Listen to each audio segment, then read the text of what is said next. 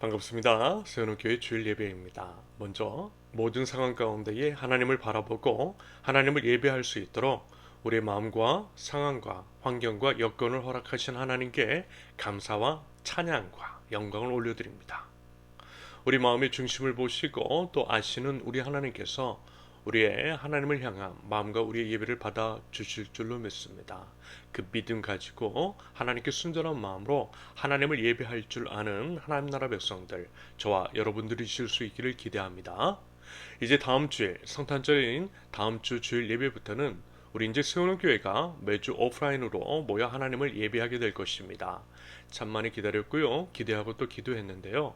이렇게 우리 함께 한 걸음 한 걸음 교회 공동체로서의 모습을 갖춰가는 것에 대해서 감사하는 마음으로 함께 할 수 있기를 바랍니다. 외형적인 모습뿐만이 아니라 서로 친해지면서 마음과 영으로도 하나, 한 몸이 될 수 있기를 기대합니다. 사실 이제까지 한 달에 한 번 정도 오프라인으로 만나는 것 정도로는 서로에 대해서 알기가 힘들었을 겁니다. 하지만요, 이제는 이제 매주 보면서 그러면서 이제 좀 더 만남의 시간과 기회도 마련하고 그렇게 서로의 삶과 마음을 포기해가면서 하나가 될 수 있기를 바랍니다. 그리하여 서로를 지켜주고 서로를 아껴주고 서로를 살려주고 서로를 세워주는 공동체를 우리 함께 이뤄나가면 좋겠습니다. 지금까지 인내를 가지고 기다려주신 그러한 부분에 대해서 감사드리고요. 앞으로도 포기하지 않는 기대와 믿음 가지고 우리 함께 아름다운 신앙의 공동체, 예수 그리스도의 몸인 교회, 우리 세우는 교회를 세워나갈 수 있기를 기대합니다. 자, 그럼 오늘 하나님께서 우리에게 주신 말씀은 전도서 12장 13절과 14절입니다. 각자 준비하신 성경책으로든 영상과 함께 제공하는 말씀이든 참조하시면서요, 각자의 자리에서 우리 함께 봉독합니다. 이래 결국을 다 들었으니 하나님을 경외하고 그의 명령들을 지킬지어다. 이것이 모든 사람의 본분이니라. 하나님은 모든 행위와 모든 은밀한 일을 선악간에 심판하시리라. 아멘. 오늘은 전도서 마지막 시간입니다. 그리고 방금 읽은 본문은요, 전도서 마지막 장의 마지막 두 구절인데요, 전도서의 최종 결론이라고 할 수 있는 내용입니다. 전도서 기자가 수많은 이야기들, 인생에 관해, 세상 이치에 관해, 세상을 사는 인생들의 지혜에 관해서 기타 여러 가지 것들에 대해서 이야기를 하고 있지만 결국 이 말을 하기 위해 꺼낸 것이라고 생각하면 되겠습니다. 바꿔 말하면요, 전도서에 기록된 여러 이야기들을 보지 않고 설령 모든 것들을 기억하지 못한다 할지라도요, 이 두 구절만 아시면 된다라고 하는 말씀입니다. 그리고 그에 따른 삶 속에서의 적용을 한다라고 할 때에 하나님 앞에서 잘 사는 인생, 성공적인 삶일 수 있겠다라는 거예요. 참 지혜를 얻을 수 있을 것이라는 말씀입니다. 철학자 헤겔이 이런 얘기를 했어요. 미네르바의 부엉이는 황혼역이 되어서야 날기 시작한다. 미네르바의 부엉이는 황혼역이 되어서야 날기 시작한다. 미네르바는 그리스 로마 신화에서 등장하는 여신으로서 지혜의 여신을 가리킵니다. 그리고 부엉이는 지혜, 황혼역은 인생의 끝자락, 노년 혹은 죽기 직전을 의미한다라고 볼 수 있겠습니다. 그러므로 지혜를 상징하는 부엉이가 인생의 끝자락인 황혼역에 날기 시작한다라고 하는 것은 지혜라고 하는 것이 인생을 다 살고 나서야 노년이 되고 죽을 때 가까워서야 생기더라는 거예요. 하지만 그때는 남은 시간이 별로 없더라는 것, 후회도 소용이 없다라는 것이 인생의 비극인 것이겠죠. 사실요, 저도 요즘 이제 그런 거 조금 느끼고 있습니다. 후회 같은 것들이 있는 것 같아요. 그래봤자 100세 시대에 겨우 반백년 정도 살았고, 앞으로 이제까지 산 시간만큼 더 살 수도 있을 것 같은데, 후회되는 것들이 참 많이 생기더라는 거예요. 다 경험하고 나서야 깨달은 것들, 그러면서 생기는 후회들. 27에 예수 그리스도를 인격적으로 만나고 나름 이제 후회 없는 삶을 살겠노라고 하나님과 사람 앞에 그리고 이제 저 자신 앞에 부끄러움 없는 삶을 살겠다라고 다짐을 한 적이 있습니다. 그러면서 그에 따른 삶의 선택을 해봤는데 그럼에도 아쉬운 것들이 참 많이 남는 인생이더라는 거예요. 그때 이랬어야 했는데 만약에 그랬다면 지금 내 인생 지금 어떻게 되었을까? 뭐 이런 생각이 들더라고요. 돌이켜보니 여전히 부족하고 부끄러움이 많더라는 겁니다. 참 많이 미성숙했던 것 같아요. 아무래도 모든 삶이 처음 사는 삶이기 때문에 서툰 것은 당연한 것이겠지만 그래도 좀 아쉽고 후회되는 것들이 있더라는 겁니다. 그래서 만약에 다시 살 수 있는 기회가 주어진다면 잘 살고 싶다, 또 잘 살 수 있겠다라는 생각도 뭐 들더라고요. 물론 이제 그런 생각, 그런 후회, 과거 같은 것들에 매몰되어 있기보다는 현재를 지혜롭게 사는 것이 맞는 것이겠지만 가끔 그런 생각이 나더라는 겁니다. 이런 이유로 현재의 선택을 좀 더 신중하게 하려고 해요. 그리고 더더욱 하나님 앞에 엎드려서 지혜를 구하게 됩니다. 아무튼 이제 모든 사람이 그렇더라는 거예요. 젊었을 때는 몰라요. 환한 낮에는 영원히 그 환함이 계속될 줄로만 합니다. 밝고 따스한 햇빛이 계속 내리쬐 것이라고 착각하죠. 그래서 해가 지는 줄도 모르고 즐기고 누리고 생각 없이 사는 겁니다. 인생 어떻게 될지도 모르고 세상이 또 어떤 식으로 변화될지도 모르는데 그것이 마냥 영원히 지속될 것이냐 착각을 하고 욕심을 부려요. 부동산 시장이 붕괴되고 영끌족의 비명소리가 가득한 것도 그런 맥락일 것 같습니다. 집값이 계속 오를 줄로만 알았겠죠. 도대체 누가 이제 지금의 상황이 벌어질 줄 알았겠습니까? 금리가 이렇게 높아지고 높아진 금리는 내릴 기미가 안 보이며 앞으로 계속 오를 것이라고 하는데 이런 상황이 될지 어떻게 도대체 누가 알았겠느냐라는 거예요. 대출 이자 갚느라 인생을 갈아 넣어야 할 줄을 누가 생각이나 상상이나 했겠느냐라는 겁니다. 이와 관련해서요, 이제 저는 목사니까 목사로서 한국 교회를 바라볼 때에 교계를 바라볼 때 이 문제가 정말 심각할 수 있겠다라는 생각이 들었어요. 주변에 이제 목사님들 이야기를 들어보니까 과거 이제 저금리 시대에 다들 이제 교회 건물을 새로 올리거나 리모델링을 했더라고요. 당연히 빚 안 지고 건물 올리는 교회 거의 없었습니다. 다 빚 지고 시작해요. 건축 헌금 작정서를 강요해서 받아놓고선 그거 믿고 진행하는 겁니다.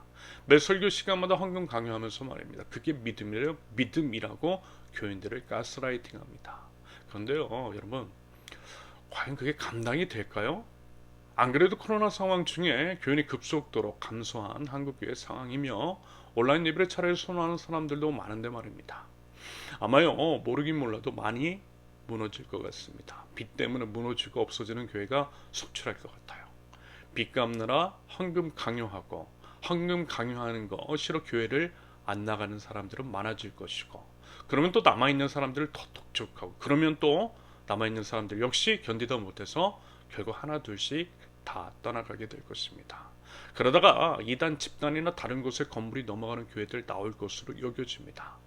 우리가 흔히들 들어봤던 유럽 교회들처럼 충분히 그럴 수 있다라는 거예요. 교회 건물이 팔려서 클럽이 될 수 있다라는 겁니다. 한편으로는요, 차라리 잘 되었다라는 생각도 들어요. 이렇게라도 되어서 정신 차려야죠. 영원한 하나님 나라를 이야기하면서 영원하지 않은 것들에 집착했던 우리의 과오를 회개해야 하죠. 회개하면서 본질을 붙들고 바닥부터 새롭게 시작해야죠. 이웃들은 생계를 걱정하며 막막해하고 있는데 그러면서 이제 먹을 것이 없어 죽는 이웃들도 뉴스에서 보도되고 있는데 생명 없는 건물 쌓기 경쟁한 것에 대해서 철저하게 회개해야만 하는 겁니다. 제가요 지난주에 만났던 어떤 부목사님, 목사님이 이런 얘기를 해요. 어느 교회에 부목사님으로 계시는 분인데요. 그 교회에 올해 하반기에 부임하셨대요. 그러면서 최근 한 성도님으로부터 식사 대접을 받았다라고 합니다. 삼계탕 사주시더래요. 너무 감사해서 커피는 본인이 사겠다라고 했는데 성도님이 거절하더래요.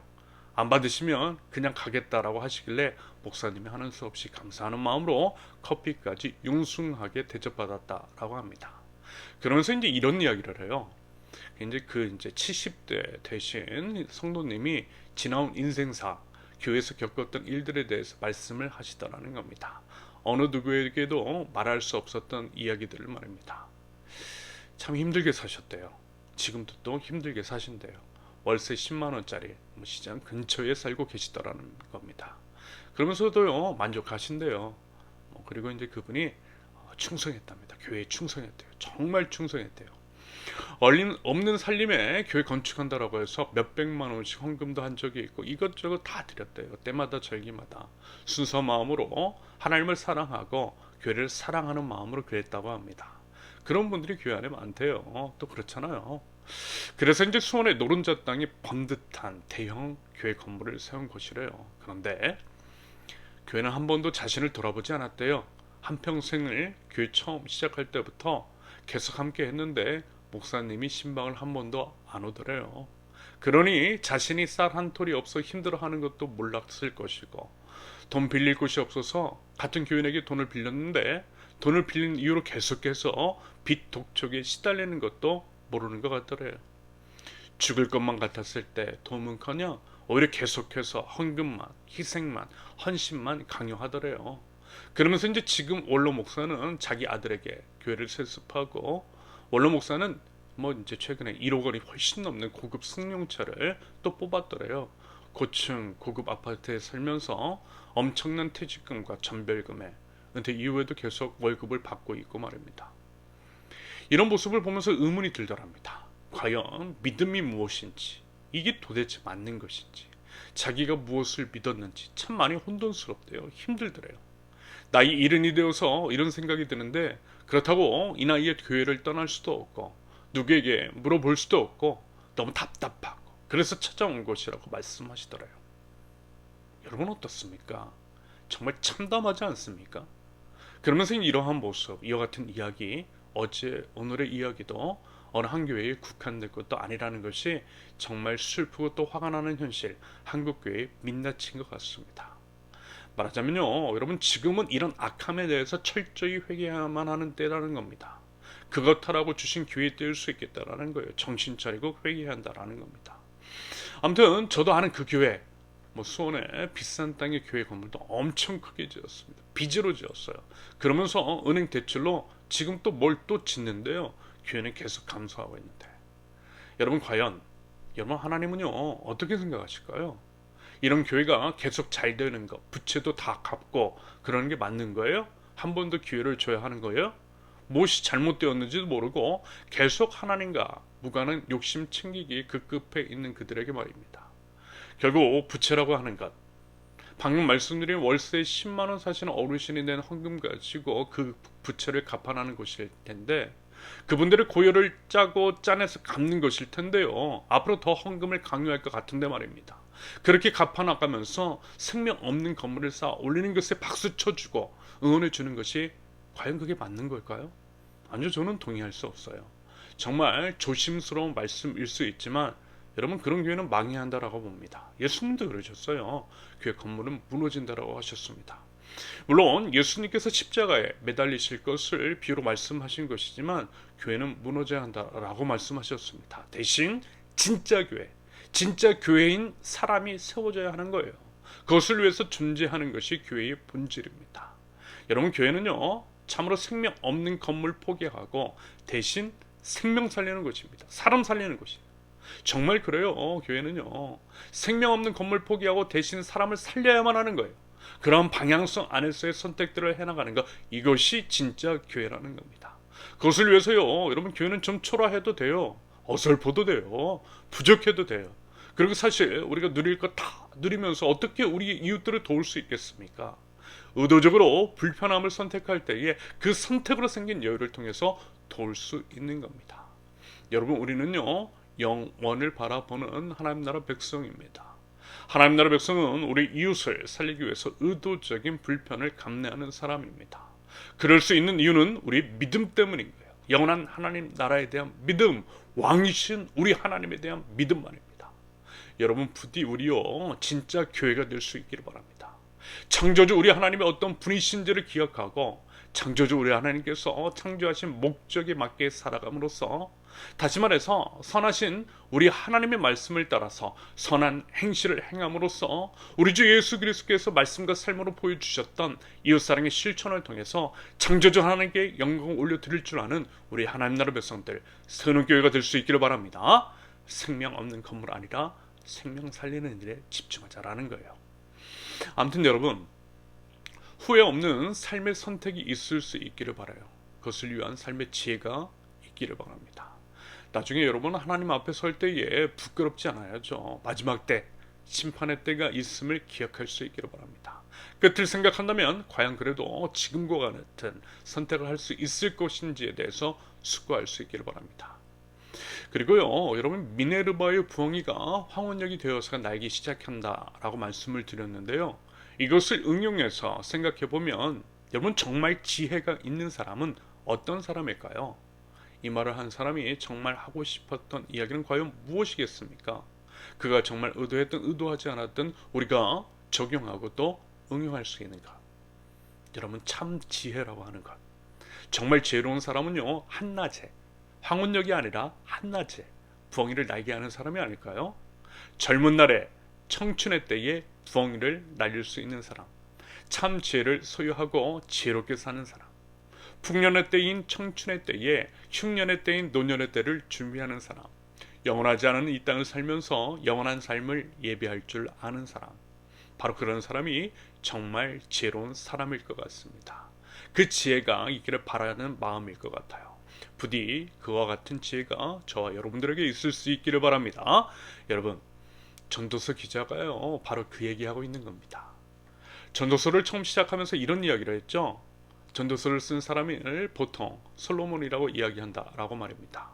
솔로몬이 아니라는 사람도 있지만 솔로몬이든 아니든 그는 최고 지위에 있었던 사람으로서 해볼 수 있는 모든 것들, 특별히 이제 대부분의 사람들이 부러워하는 것들까지 다 해본 사람이라고 그렇게 말씀을 드렸어요.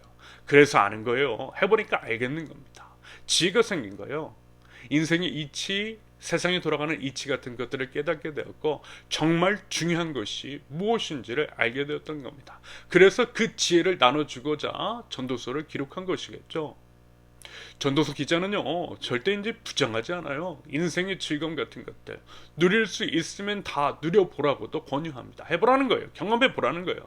그러면서 정답만 가르쳐 주지도 않았어요. 우리가 살면서 경험할 수 있는 상당히 많은 것들을 다양하게 예시했습니다. 생각대도 되지 않을 때도 있고 세상은 참으로 모순되고 부조리하며 참으로 알 수 없는 일들이 가득함을, 그래서 과연 하나님이 계신 것일까? 이런 무질서한 세상 가운데 도대체 무엇을 하고 어떤 선택을 해야 할지 혼란스러운 감정이나 심정 같은 것들을 부인하지 않았습니다. 그러면서요, 일종의 처세 같은 것들도 일러주죠. 다시 말씀드리지만 우리가 경험하고 또 경험할 수 있는 것들을 절대 부정하지 않다라는 겁니다.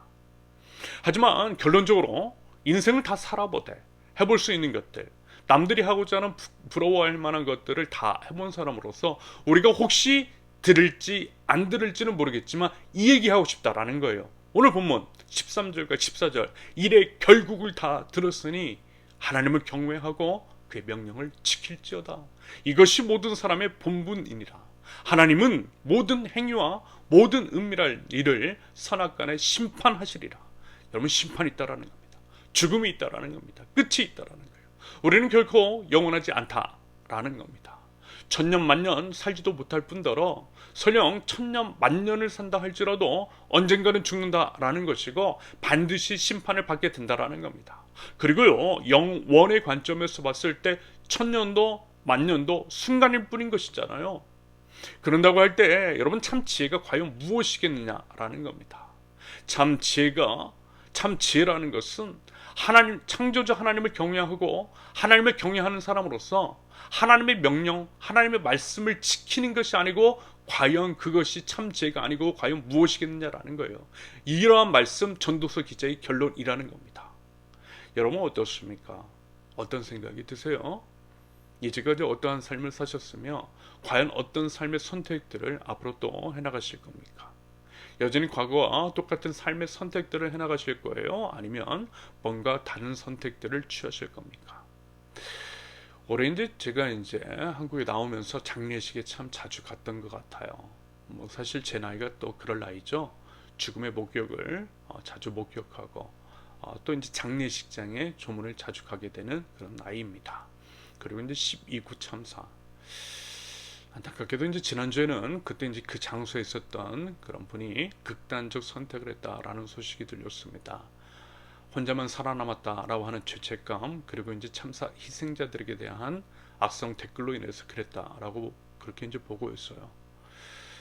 그때 이제 유가족들에게 심심한 유감을 표하면서요, 주님의 위로가 함께하기를 기도합니다. 그리고요, 더 이상 이런 일이 발생하지 않기를 바라고요. 이 참사에 대해서 정부의 적극적이고 진심 어린 책임을 촉구합니다. 더 이상 있으면 안 되는 거예요. 그 외에 여러분, 코로나 상황 가운데 수많은 분들이 돌아가셨잖아요. 지금은요, 이처럼 우리 주변에 비일비재하고 너무나 가까이에 있다라는 겁니다. 지금은 그분이지만 내가, 우리 자신이 장례식장에 누워있을 수 있다라는 겁니다. 여러분, 우리가 영원히 젊을 수 없잖아요. 그리고 우리 어머니 아버지들께서도 지금처럼 늘 연로하셨던 것도 아닙니다. 피부에 주름 하나 없이 팽팽했던 젊음의 때가 있으셨어요. 그런데 지금은 세월의 흔적이 얼굴 그리고 온몸 구석구석에 새겨져 있더라는 것. 여러분, 참 지혜라는 것, 그리고 성숙이라는 것은 남의 입장에 설 줄 알고 나도 남처럼 될 수 있음을 인식하는 것에서부터 비롯됩니다. 남과 내가 다르지 않다라는 거예요. 남을 통해 나를 통해 남을 볼 줄 아는 겁니다. 남이 겪은 일을 나도 겪을 수 있음을 아는 거예요. 나도 참사의 희생자가 될 수 있음을 인지하고 그에 따른 구체적인 대책을 마련할 줄 아는 겁니다. 나가서는 나와 남이, 남과 내가 결국 하나임을, 하나님으로부터 나온 한 존재임을, 너와 내가 똑같이 창조주 하나님의 형상을 따라 지음받은 존재임을 인식하는 것. 그럼으로써 서로의 모습 속에서 하나님의 형상을 발견하고 나는 너를, 너는 나를, 나는 너로서 너는 나로서 서로를 지켜주고 서로를 아껴주고 서로를 세워주고 서로를 지켜주는 것. 이것이 바로 참 지혜인 것이고, 성숙한 삶, 하나님께서 원하시는 모든 것, 예수님을 통해서 가르쳐 주신 하나님의 나라를 만들어 나가는 기본적인 원리인 것입니다.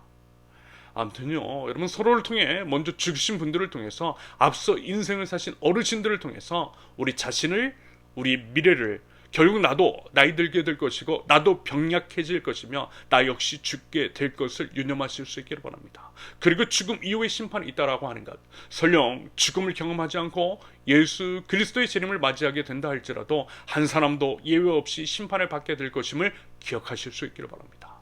그리고 그 심판이라는 것이 결국 우리가 이 땅에 살면서 선악간에 행한 모든 삶의 행실을 기준으로 이루어진다라는 것.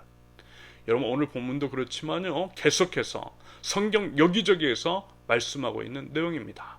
고린도후서 5장 9절과 10절, 그런즉 우리는 몸으로 있든지 떠나든지 주를 기쁘시게 하는 자가 되기를 힘쓰노라. 이는 우리가 다 반드시 그리스도의 심판대 앞에 나타나게 되어 각각 선악간에 그 몸으로 행한 것을 따라 받으려 함이라. 로마서 14장 10절부터 12절까지, 내가 어찌하여 내 형제를 비판하느냐, 어찌하여 내 형제를 업신여기느냐, 우리가 다 하나님의 심판대 앞에 서리라. 기록되었으되 주께서 이르시되 내가 살았노니 모든 무릎이 내게 꿇을 것이요 모든 혀가 하나님께 자백하리라 하였느니라. 이러므로 우리 각 사람이 자기 일을 하나님께 직고하리라. 여러분, 우리 인생은요, 답을 알려주고 푸는 시험지입니다. 해답지는 성경이에요. 하나님께서 성경이라고 하는 인생의 해답지를 주셨어요. 그리고 반복해서 이것이 답이라고, 결국 이렇게 될 것이라고 말씀하세요. 하나님은 말씀하신 것을 반드시 지키시는 분이십니다. 그런다고 할 때 우리의 선택은 두 가지겠죠. 그것을 믿느냐, 믿지 않느냐. 하나님께서 가르쳐 주신 답을 삶으로 써내려가면 믿는 것이고, 그렇지 않으면, 그리고 이제 설령 입술로는 그렇다라고 하면서 실상 삶으로는 그렇지 않으면 믿지 않는 거예요. 믿음이냐, 불신이냐. 선택은 자유이지만 결과는 정해져 있다라고 하는 것을 꼭 기억하며 지혜로운 선택이 있을 수 있기를 기대합니다. 대림절 넷째 주, 이제 다음 주일은 예수님께서 오신 성탄절입니다.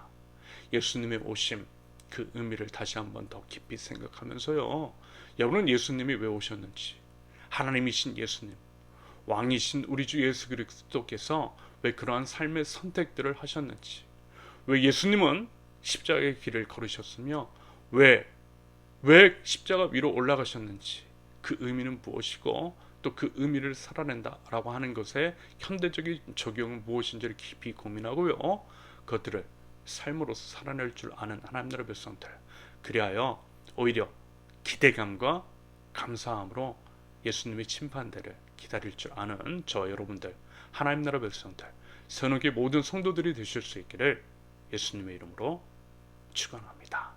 자, 이제 우리 함께 찬양합니다. 왕이신 하나님의 이름을 높이면서 하나님의 이름을 찬양하고 하나님의 통치가 온전히 임하는 하나님 나라를 기대하며 우리 함께 찬양합니다.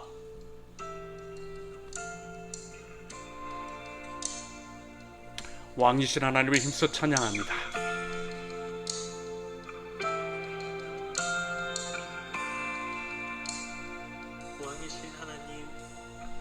왕이신 하나님 높임을 받으소서. 찬양하리라 영원히 높임을 받으실 그 이름 찬양하리.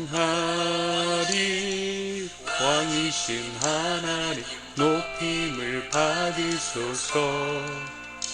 찬양하리라 영원히 높임을 받으실 그 이름 찬양하리.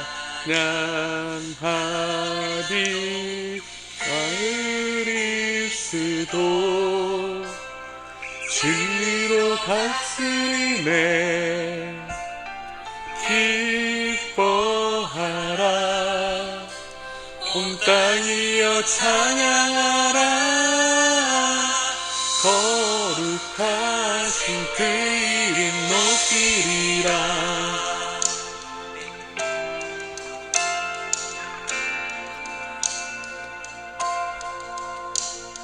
왕이신 하나님 높임을 받으소서. 우리 함께 다시 한번 고백하도록 하겠습니다. 왕이신 하나님 높임을 받으소서.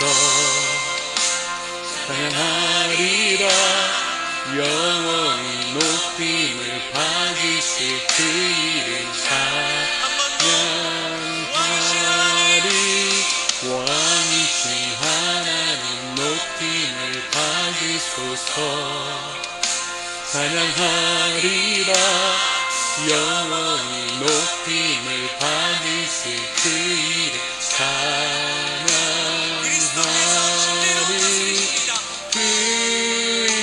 그리스도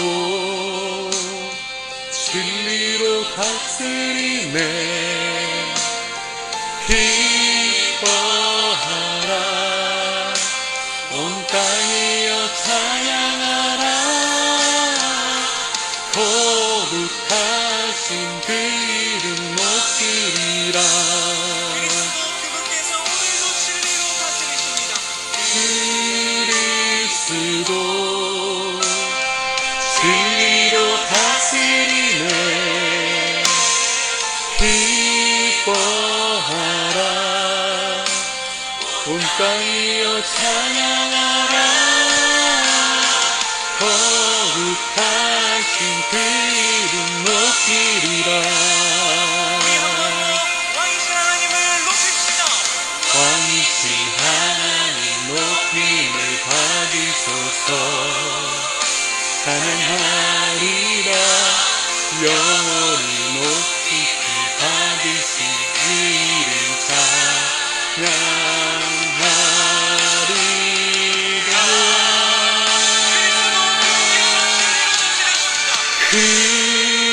그리스도 진리로 다스리네. 기뻐하라 온 땅이여 찬양하라. 그리스도 진리로 다스리네. 기뻐하라 온 땅이여 찬양하라. 그리스도 진리로 다스리네. 기뻐하라 온 땅이여 찬양하라. 거룩하신 그 이름 높이리라. 거룩하신 그 이름 높이리라. 거룩하신 그 이름 높이리라. 아멘. 아멘.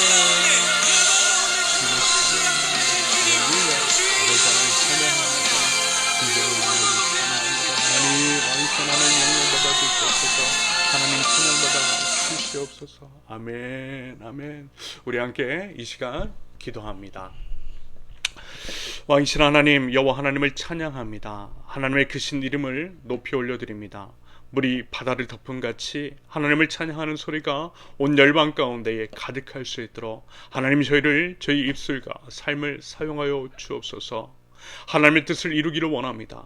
하나님의 뜻은 하나님의 나라가 온전히 임하는 것입니다. 하나님의 나라는 하나님의 통치가 이루어지는 것, 하나님의 통치가 저희 개개인의 삶과 저희가 속한 이 사회, 이 나라, 온 나라와 열방 가운데에 이루어질 수 있도록 하나님 인도하여 주시옵소서.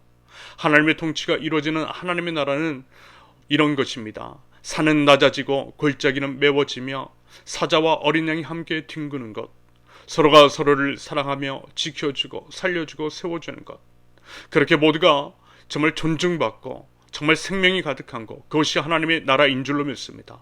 하나님 나라에 대한 바른 바른 지식 및 인식을 가지고 간절한 소망과 기도로 하나님의 나라를 이뤄가는 저희들, 그것을 위해서 저희가 속한 사회를 들여다보고 이웃의 입장에 설 줄 아는 성숙함이 있게 하시며, 우리 주 예수 그리스도께서 몸소 보여주셨던 것처럼 우리 이웃을 우리의 몸과 같이 사랑하는 하나님 나라 백성들 저희 될 수 있도록 하나님 저희를 인도하시고 하나님 저희를 사용하여 주시옵소서. 하나님 참 지혜가 있기를 원합니다. 참 지혜는 하나님을 경외하는 것인 줄로 믿습니다. 끝이 있음을, 죽음이 있고 심판이 있음을 기억하고 바른 행실과 삶, 하나님의 말씀에 순종하는 삶의 예배를 드림으로써 마지막 때를 준비할 줄 아는 지혜가 있게 하여 주시옵소서. 이웃의 아픔에 공감할 줄 알게 하시며 이웃이 당한 일을 저희도 똑같이 당할 수 있음을 알아 이웃의 아픔과 어려움의 해결을 위해서 적극적으로 동참하고 연대하고 함께 할 줄 아는 아름다운 일들이 저희를 통해서 일어날 수 있도록 하나님 인도하여 주시옵소서.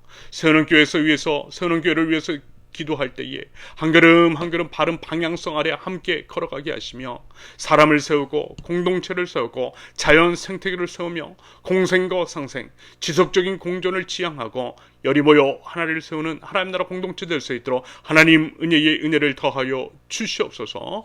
이제는 우리 주 예수 그리스도의 은혜와 아버지 하나님의 극진하신 사랑과 성령님의 교통하심이 모든 것이 기준이신 예수 그리스도를 따라서 창조자 하나님을 기억하며 하나님을 경외하고 하나님께서 말씀하신 말씀을 지키며 살아감으로써 마지막 때를 준비하는 참 지혜의 사람, 하나님 나라 백성들, 우리 세우는 게 모든 성도들 위해 이제로부터 영원토록 함께 하시기를 간절히 축원합니다.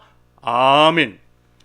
오늘 예배를 마쳤습니다. 이번 한 주도 예수님을 믿는 사람들에게 마지막 때를 준비하면서 그렇게 삶을 살아갈 줄 아는 저와 여러분들 하나님 나라 백성들 되실 수 있기를 기대하고 또 응원하겠습니다. 아울러서 많이 쌀쌀해졌는데 건강과 안전 꼭 유념하실 수 있기를 바랍니다. 감사합니다.